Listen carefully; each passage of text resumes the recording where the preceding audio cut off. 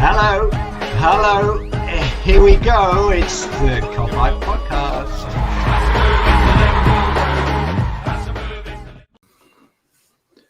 What is happening, everyone? Welcome back to another Keifer Podcast, and to try and get back to the bit of normality, shall we, after the events of the last couple of days. It's just been horrific, but it's nice to have some footy to look forward to tomorrow. The early kick-off. I'm Mick and Tim, as usual, by Tim Farver. We've got a Keifer debut for Keifer MacDonald, and we've also got big Newcastle fan Paul from the Tomb Review. Welcome, fellas. How are we all doing? How are we doing, Paul? How's things? I'm good, thanks. Yourselves? Yeah, not bad. How are you doing, Keifer? Good. Yeah, good. Nice to talk about football again, isn't it? I mean, it's been a crazy week, but nice to finally put all that kind of commotion to bed. Yeah, I know. It's been mental, hasn't it? I mean, me and you, Tim, we've done a couple, haven't we? So I'll try. I was going to ask a few questions about the Super League, but to be honest, I just can't be asked at this moment in time. I think I just can't. I can't talk about it anymore, other than what I've already said. But yeah, before we start properly today, what we do now before we kick off properly in these preview shows, we do a 2-minute bottle question, just to kind of get the juices flowing a little bit. And that question is from, do you know who this fella is, Tim? It's some fella called Jay Pearson. But he's asked the question, as the St George's Day today, who is England's greatest ever footballer? And Paul, I'm gonna come to you first, Paul. Oh God, I knew you'd do that. You can. Do you know what? For me, I'm going to say Gascoigne. I think it just the guy's talent was just outstanding. It's just a shame we never saw much more of him, to be honest. The guy from midfield was just incredible. Just his dribbling skills, his vision, the whole thing was absolutely. He was just incredible to watch. And obviously, we only got to see him in his early days, and then he just excelled when he went to Spurs and Lazio, etc. But for me, Gaz is right up there. Yeah, Tim. It's a tough one, isn't it? Because it's hard to kind of say, because obviously you'll have your favourites from each era, and obviously then you got to pit them against each other. And who's England's greatest football player? I'll go with what Messi said. I'll go with Stevie G. I think he's the best player I ever watched that ever put on an England shirt. So I'm going to go with Stevie G. Can I just say that's such a surprise? Yeah, I take it back. Well, just behind Frank Lampard and Paul Scholes. So yeah. Yeah. Any different to that? Nah, mine's got to be the same as Tim's. It's got to be Steven Gerrard. I mean, he was my hero growing up. Probably, in my opinion, one of the most complete midfielders of all time. The most complete midfielder the Premier League's ever seen. I mean, he could do it all. He could play 6, 8, 10. Play off the right. The numbers he got, and how well he carried. Such poor Liverpool sides to big trophies. I mean, for me, there's only one answer, and it's Stevie G. Yeah, I mean, there is. I mean, I'm surprised we talked about this before we started recording. I'm surprised Paul didn't go with Shearer, because I think he's definitely one of them. He's definitely up there for me. For back when I was a child, and I actually liked watching England, and he was the captain and he was the talisman. He was just, well, he was one of the best that's ever done it, hasn't he? But yeah, there's Gerrard, there's Gascoigne, there's Bobby Moore, there's Emlyn Hughes, there's quite an array there. But yeah. You know what? I'm going to go Gerrard as well. Fuck it. Let's go 3-1 to Stevie G. It's not a surprise, really, is it? No surprise at all. No. We're just so predictable on this channel. Fucking hell.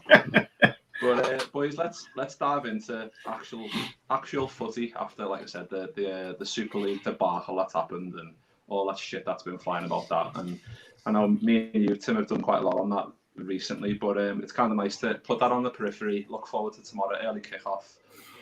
Huge game. I mean, 6 games left. We need to. I mean, Klopp said it today, and it is a bit of a cliche that all cup finals, but that is kind of the case especially with West Ham playing Chelsea as well. So if we play our cards right, we can kind of get back into that top 4, can't we, Keifer? Yeah, 100%. I mean, it's like you say, it's nice to, Monday felt like a massively missed opportunity. I mean, at the time, football didn't feel important. I mean, I was at Ellen Road and I've never seen anything like that. I mean, we've all done the bus welcomings for Liverpool, but the energy that was outside Ellen Road, obviously due to the Super League, was just, it was borderline scary how angry people were, and rightly so. And like I said, I was there, and even the team news coming through, you're not bothered about it because you're waiting to hear what Klopp says. So it felt like a massively missed opportunity. And like you say, with West Ham losing to Newcastle earlier in the weekend, it could be one of them where you kind of look back at the end of the season and think that's where it was kind of missed out on. But I mean, there's a chance to put it right this weekend. I mean, Newcastle are in good form. I was at the Burnley game the other week on Maximum, ran the show in the second half. He was fantastic. So they have got some dangerous players.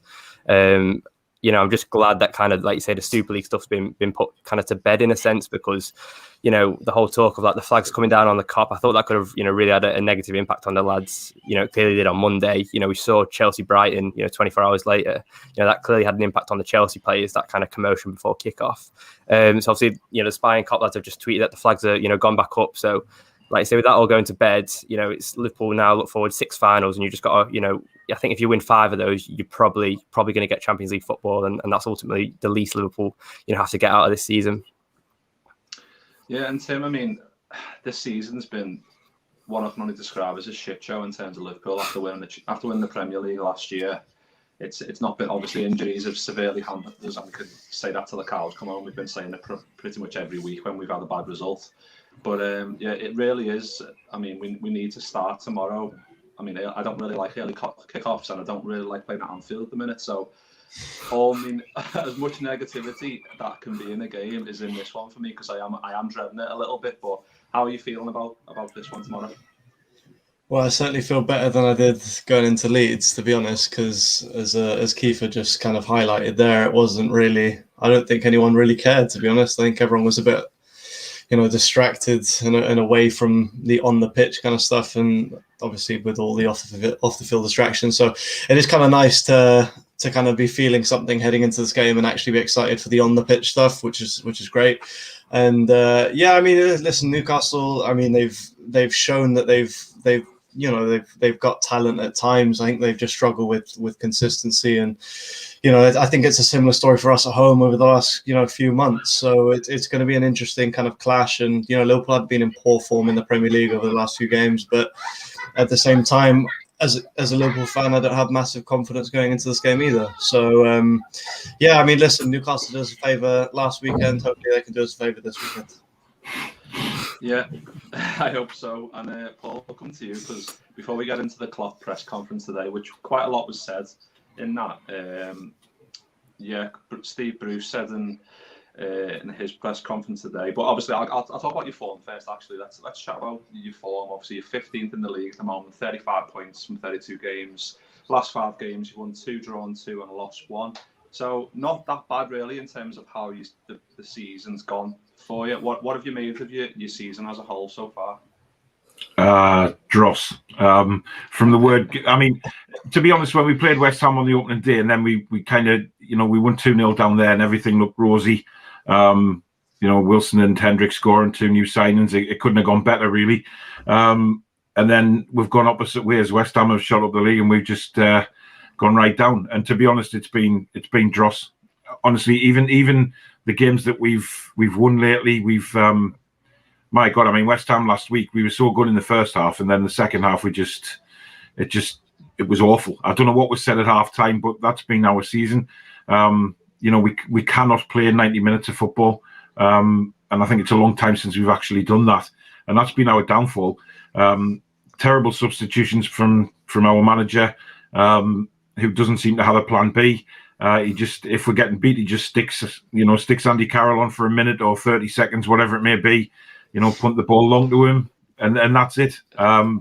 It's honestly, lads, it's awful to watch. It's been terrible. And had we not been so lucky with decisions early on in the season, we would be in serious trouble right now. More trouble than we're in at the minute. It's been awful. Yeah, I mean, I had Kendall Rowan on the reverse fixture, and she was talking to me about something called Bruce Ball. I don't know if you're familiar with it. I don't know if that's a Newcastle term or if it's not. Yeah. But you just touched on Steve Bruce a little bit there. What are your thoughts on him and him leading you forward? The prospect of him leading us further forward after this season scares the crap out of us, to be honest. It just so happens that if we don't get a takeover and Mike Ashley remains in charge, we've all got this fear that we get up one morning in the summer and go on Twitter and Newcastle have announced a 5-year extension. Because he's done it before with the likes of Pardew, etc. And this man is just a terrible, terrible manager. His record speaks for itself in the Premier League. He's just awful, and he gives the players no inspiration. He falls out with the players. He speaks terribly of the fans. This man is just probably the worst manager we've ever had. Wow. I didn't expect that, but yeah, fair play to you. But I just want to come into the comments a little bit because there's been a question from Martin. Cheers for the question, Martin. He's asking, if Bruce leaves, who would you like to replace him? I mean, I wasn't going to ask you that one, but it is a good question, to be fair. Yeah, well, what happens up here is we kind of look at it two ways. If this takeover, because it's all got to go to arbitration and everything, and what's happened with the Super League may well actually help us in the long run with the takeover.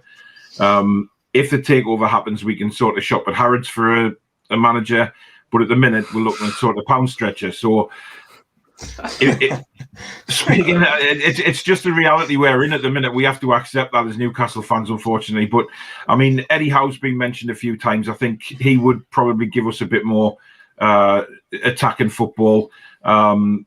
Chris Wilder, if we went down, then he would have been my choice to get us up because of what he did at Sheffield United. But realistically, I mean, everybody says they would love Rafa back, but he's not going to come back. No way. So realistically, I'd say Eddie Howe for me. Yeah, it's good to see insight in terms of who, because obviously as Liverpool fans we don't think of that, and Eddie Howe would be, I suppose, a good one. But like Ben says here, Newcastle actually have a decent starting 11. I like Almiron, Hayden, St. Maximin, Lascelles, Dubravka, and I just want to come to you again, Paul, because I looked before Steve Bruce confirmed in his press conference today that Callum Wilson and St. Maximin are both fit for tomorrow. Yeah. Unfortunately for us, but that's huge news, isn't it? For you guys, it's massive because we've missed, especially Callum Wilson, because of the runs he makes. He's a proper striker where he runs and he takes defenders out of the game. With the likes of Gale and our fantastic £40 million signing Joe Linton, He doesn't move. He doesn't move enough. Where Callum Wilson will make the runs, and he's massive to have back.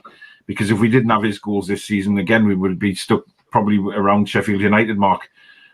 So we've got him to thank for a lot this season. But so Maximan was fantastic in the first half last week. He was, he saved us at Burnley when he came on.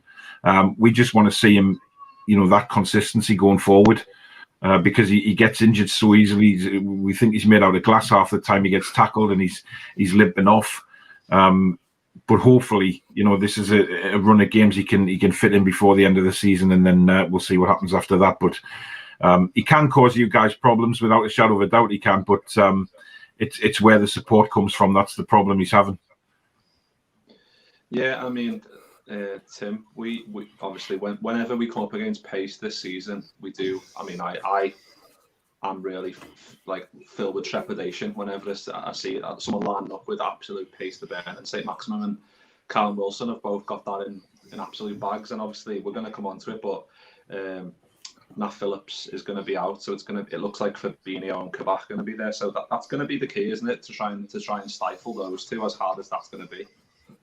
Yeah, I think Kabak's going to have a big role to play tomorrow. I think that he's the guy with the recovery pace. We've seen it before. He takes him a second to get going, but once he is going, he is fairly fairly quick. So he's the key guy. He needs to put in a big performance. I mean, it was a tale of two halves for him against Leeds.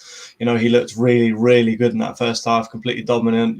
Just seemed like he won every tackle he went in for, and then the second half we kind of found out of position and a couple of times, and obviously the header was the guy who was running, he was marking and stuff. So I think we'll be okay if we get a Kabak that we saw in the first half of Leeds, and obviously Fabinho's not the quickest guy in the world, but his positioning makes up for that. He's always in the right position and stuff, and he's always he sees the run before it happens, and he sees the balls before it happens. That's the stuff he's picked up for playing in the midfield.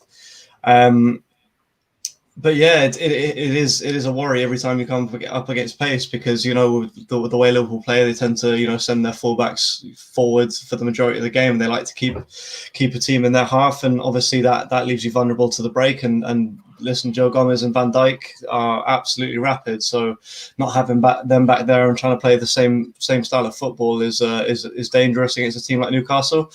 And if, like I said, if Kabak's not on it, and if Fabinho makes a mistake, you wouldn't be surprised to see Wilson or St. Maximin in on goal a couple of times tomorrow. Yeah, I mean, Keifer, I was thinking when Klopp delivered that news that Nat Phillips is out, I was like, right, here we go, Ben Davies time. But then I realised he's a mirage; he doesn't exist. It's bound to be Kabak and Fabinho again tomorrow, isn't it? Yeah, I mean, I saw Ben Davies on Monday, and I couldn't believe he was real. I was just like mesmerised, but I was like, this guy exists. Like, I just thought it was another way to fill up like some dodgy offshore account or something. But I mean, I think Tim's spot on. I think Kabak was really good, and I think in possession, I think he's good on Monday. Bringing the ball out, he's fantastic at that, and the same for Fabinho. But like you say, it's kind of been the tale of Liverpool's post, season form, on Burnley, Brighton, and those kind of lesser sides have come to Anfield, and they've kind of presented the low block that Liverpool struggled to deal with, and then it's that long ball, isn't it? That breakaway ball that has caught Liverpool out so many times, since January, and obviously Newcastle line up in that back five, so it could be a very similar story tomorrow. So you just hope that maybe that high line that we've seen in recent weeks and months is because especially the pace of, like you say, or the lack of it, should I say, with Kabak and Fabinho is they kind of drop 5 or 10 yards just because against Wilson and Maximum they are frightening with the pace, and they're so direct as well, especially St. Maximum. He's a really good footballer. Yeah, I mean, Kabak is quick, isn't he? But like Tim said, he is like a steam train. It takes him about 3 or 4 seconds, but then when he gets going, he doesn't half fucking fly, doesn't he? But I mean, going off tangent a little bit, has everyone seen the Kabak song that's been floating around on Twitter the last couple of days? It's great, isn't it? It's been in my head literally the past day, just singing it round the house, just going to make a brew, singing the Kabak song. I don't think my knees could do the dance. Definitely not this moment in time. But, definitely not. Yeah. Tim, there was also some good news today from the press conference that Curtis Jones is back in training. I think we've definitely missed him as an option, haven't we, over the past couple of weeks that he's not been available, because he provides ball retention, he provides ball progression, he provides like a cool head as well. Yeah, I think that Klopp has missed him in his rotation of midfielders. I think that he has kind of certainly in the middle of the season had worked his way into the starting 11. I think that there was a point where we came onto the podcast and all 3 or 4 of us, or however many were on at that point, agreed that we can't drop this guy. He's been one of our best players for an extended period. So to have him back in the lineup, I'm sure will do him a bunch of confidence. I'm sure Klopp will gain a bunch of confidence and stuff like that, knowing that he will have him back in the rotation going into this last stretch of the season. I think he gives us a lot going forward, and like you say, his ball retention and the way he goes past people and his willingness to try and take players on is something that we lack in the midfield when he's not there. And obviously I'd like to see Naby Keita down the stretch of this season, because he's another version of what Curtis Jones is. He's probably the most similar midfielder we have to him. But yeah, that is a big boost for the squad, and I think that Curtis Jones, has a very, very bright future. He's obviously a young gun, and obviously, yeah, it would be great to see him featured and making an impact over the course of the next few weeks. Yeah, and the other big news, or I'll say big news in inverted commas, coming from the press, it was about Diego Jota, because people on Twitter were just absolutely losing their shit, because thinking he's out for the season. I've not seen him in training. People I can imagine people just absolutely scanning every photo, trying to see if they can see like an ear in the near distance. But Klopp was like, just kind of brushed it off today, confirmed that he's fit. It's another. I mean, I wouldn't say it's a big news, because he was already fit anyway, but it's having him in the squad keep is key, isn't it? Especially for this game where we need directness to win this game. Yeah, 100%. I mean, there's been so many times this season, the night before the game, if it's the Friday, one rumour just breaks, and it's, whether it be Alisson, whether it be a centre-half, it just, you kind of got to this point now where it was like laughable, so you kind of just hoping for you just think, well, it's probably going to happen. So, but I didn't think there was too much in that Diogo Jota one anyway. It didn't really have much legs to it, and so I wasn't too worried about that. At worst, I thought maybe a couple of weeks. But obviously, especially with the form of Mane of late, he got his goal Monday, which was probably one of the only positives. But he's looked a shadow with the players, and in the past year, he's we've seen Firmino have his drop off, and he's kind of not come to his peak again, but he's found some kind of form. I think Mane is going for that kind of similar dip. So having Jota there, it just provides that extra bit of competition, and it just provides another option, like you say, because there's nothing wrong with throwing him in, whether it be off the bench. We've seen what impact he can make, at Arsenal. If one of the front three, whether that be Salah, Firmino, or Mane, if they're not up to scratch, and you do need a goal, especially if you're one of those Newcastle defenders, and there's 20 minutes left, and you see Diogo Jota coming on, it's just like, oh, come on, lads, give it a rest. So it's a massive boost for Liverpool, like you say. Yeah, Tim, would you go all four tomorrow? Would you go Bobby, Jota, Mane, and Salah, or would you maybe keep on the bench? I mean, Mane, like Keifer said, Mane hasn't been great, but get that goal, I'm hoping will provide him a little bit of a kick up the arse to say, Sadio, you can actually score, you can actually dribble, just do it. You're capable of it. You just haven't got the confidence at the minute, and I think that'll hopefully go along to him maybe having rejuvenated the last 6 games. Well, I'd certainly hope so. It's going to be key if we are going to make a run at these Champions League spots. And would I play all 4? I probably would. I think having Firmino in the drop behind maybe a Jota or a Salah or even a Mane. In fact, I don't like Mane down the middle. I'll take that back. Keep Mane on the left or on the right. But if you have Firmino dropping behind those guys and helping the likes of Thiago and probably a Genie, I think those are 2 that would line up behind them, or that I would certainly line up behind them. Having that creativity to break down a low block, because I think Newcastle, I would expect them to kind of play a low block and play on the counter, and I think they're going to be dangerous. And that would, if I'm Newcastle, that's what I'm doing going into this game, because I think this Liverpool backline's there to be had, and that that Liverpool push their fullbacks forward. So I would play all 4 just because at this point in the season we're just trying to get wins. So you want to score as many goals as possible, and even if you concede 2, as long as you score 3, it doesn't really matter. And at this point, why not throw all 4 of them on the pitch? We've seen it previously. It's a nice experiment to kind of test, and obviously it's a good thing to have pressure on the 4 of them, and because at the end of the day, playing for Liverpool and contending for the Premier League and the Champions League, not the Super League, is you're going to have pressure on you every game, because when you're competing with the likes of Man City and some of the other big clubs against Europe, it's that's what it is. That's what it's about. So, yeah, it'll be good to test that formation out and see if it's really going to be useful next year, and to see if Klopp can really start asking the question as to whether he's going to start moving on from the 4-3-3 and into a 4-2-3-1. Yeah, and Paul, who are you most worried about tomorrow? I mean, there's a lot of names we've just been talking about there. But who, if you could pick, let's put the question as, if you could pick one Liverpool player to slot straight into the Newcastle team, who would you have?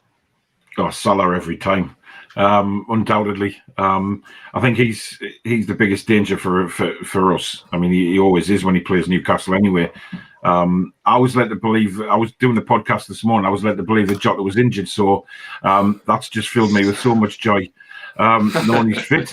I think if you look at the whole Liverpool, the way we play, I think, you're saying that Mane is out of form, etc. Well, enter Newcastle United, it's just, that's how we've been like that most of the season, you know what I mean? Like when we went to Sheffield United, they were playing terrible. We made them look like Brazil.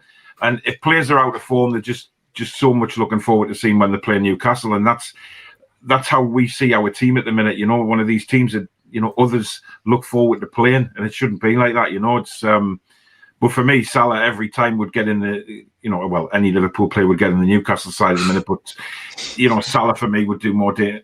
Him alongside St. Maximin with Wilson up front would be just a dream 3 for me. But unfortunately, that's never going to be. I'd take that at Liverpool, to be honest. Salah with St. Maximin and Callum Wilson. I'd love that shit. But boys, it's a good front 3.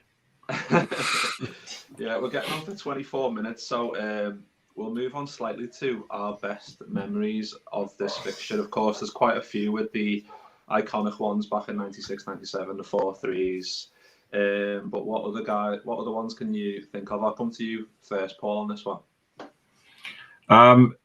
The first 4-3 for me. I know it was a defeat for us, but I was at that game, and I couldn't believe the atmosphere. It was the first time I'd been to Anfield, actually, and even before the game, you know, when you sing "You Never Walk Alone," even as a visiting fan, for me, you just have to admire it. It's just that, especially just when you're sort of faced with the Cob and singing that, it was unbelievable. And then the match itself was, I mean, it was a crazy game of football. The first 4-3 was just, it was madness in a way. And then, you know, the way you scored at the end, and you know, we'll always remember Keegan hanging over the advertising board, and just as a, you know, you talk about an iconic fixture, that's like an iconic photograph, you know, of him just draped over.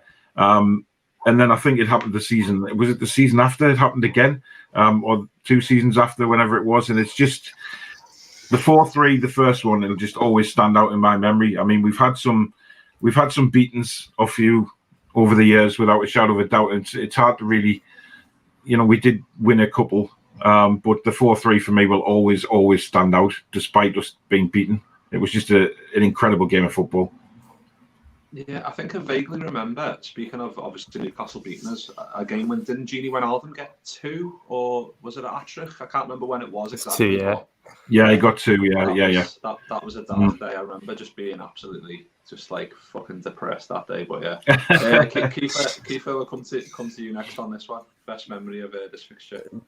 Best memory is probably the 5-1 in 08-09, and that Gerrard free kick, isn't it? I mean, Paul started drinking his water. I think it's made him a bit nervous, isn't it? Speaking about the 5-1. Oh, yeah. I wish it was gin.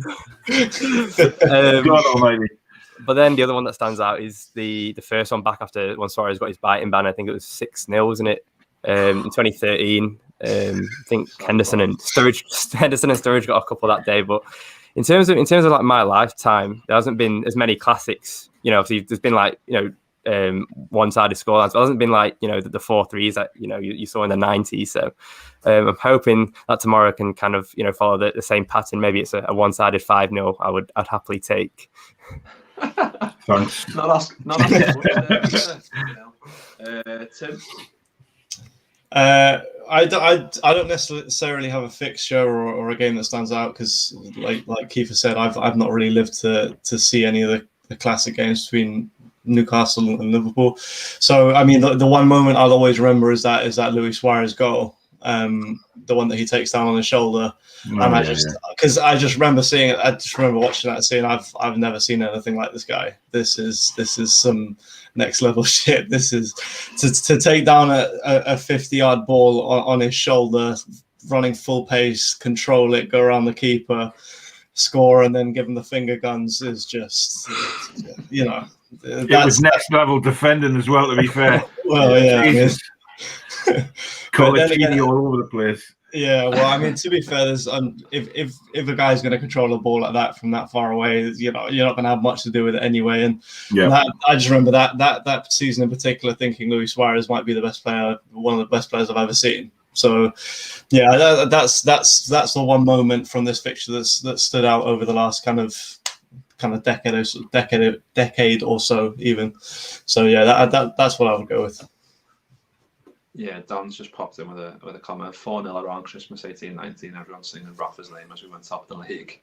I feel bad for Paul here. Sorry, Paul. Yeah, it's fine, mate. I've got used to this over the years. Don't worry. I told you about mine just before we started, but I'll tell you again. The 5-1 at St James's back in 2008, because I was there that day, and Gerrard was just an absolute animal that day. I mean, we done an interview with Danny Guthrie last year, and we were talking about obviously his Liverpool roots and going to Newcastle and whatever else. And I asked him about that game, and he just said he couldn't get near Gerrard because he was just on another absolute planet. And we also asked him about being teammates with Joey Barton, and we got some funny answers out of him about what some of the shit that he pulled in a dressing room. So if you haven't seen that, go and have a watch of that, because that is a laugh.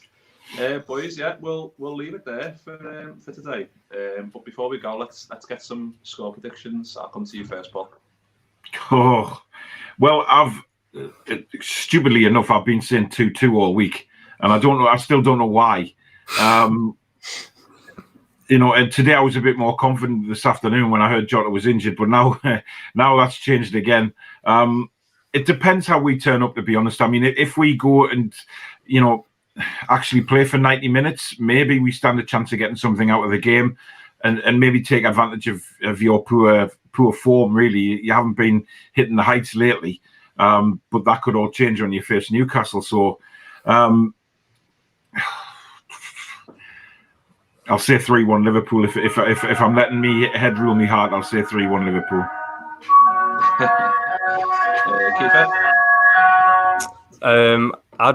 I said earlier in the week, I said obviously with the kind of the Super League stuff, I was quite worried that could, have a bit of a hangover on the effect of, Liverpool. But I think now it's not been put to bed as such, but it's kind of been brushed aside. I think Liverpool, if they want any hope of getting Champions League, they need to win tomorrow, regardless of whether Newcastle turn up or not. So I'm gonna go 3-1 Liverpool. I don't fancy us to keep a clean sheet. Which is always nice, but I fancy the lads at the top end of the pitch to get the job done for us. So 3-1. Yeah, Tim. See, I was going to go with 3-1, but I'll change it to 3-2 just to make it interesting. I don't see it. I don't see it kind of. I don't see Liverpool keeping a clean sheet, not against an informed Callum Wilson and Saint-Maximin, even Saint-Maximin.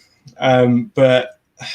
Yeah, I just think that it's been a bit too long now at Anfield where we've started up front. I think Liverpool are going to come to life tomorrow, and I think we're going to see. I think we might even see a Firmino goal tomorrow. I've got a feeling. I'm not going to go with a Firmino hat trick like our boy Matt, but. I'll provide a bit of. So when we do score predictions every week, we've got a guy on the channel called Matt. And even if he says 2-0, he still says Bobby Atrich. Like every week. It's like Bobby Atrich, and it's like a running joke we've got at the moment. But I'm gonna go for 2-1. I'm gonna like Keifer said, I'm not confident of keeping a clean sheet. Even more so now that I know that Saint-Maximin and Callum Wilson are fit. I even fancy probably Newcastle to go 1-0 up, to be honest, because. That pacing behind does terrify me a little bit with, like you said, Tim, without Van Dijk can get almost back there with that pace. Yeah, but, you know what though? Yeah. Just I wouldn't be too surprised if you see Wilson on the bench to start, because it'll just be typical of Steve Bruce, the way he's been going this year. He'll start Joe Linton, and that terrifies us because if Wilson is fit now, then play him. And if he's knackered after 65, 70 minutes, take him off. But we have a sickly feeling he's going to keep Wilson on the bench. I hope so. I'll take some of that. But yeah, we've got some comments here. Dan's going 4-0. Fucking hell. Salah 2, Firmino and Kabak, and then we've got Paul 3-1. So no Newcastle wins, but you know what? The way Liverpool season's gone, it could happen. Do you know what I mean? It could happen. It wouldn't surprise me if it did happen. The way the season's gone. But boys, we'll leave it there. Nice one to Tim. Nice one to Keifer, and nice one to Paul from the Toon Review. No problem for jumping on. And nice one to all comments. These are absolute legends. We'll be back tomorrow for the team news at 11:30, and then we'll be back straight after the game. Hopefully celebrating a Boss Liverpool win at about 2:30. So nice one again, guys, and we'll see you all in a bit.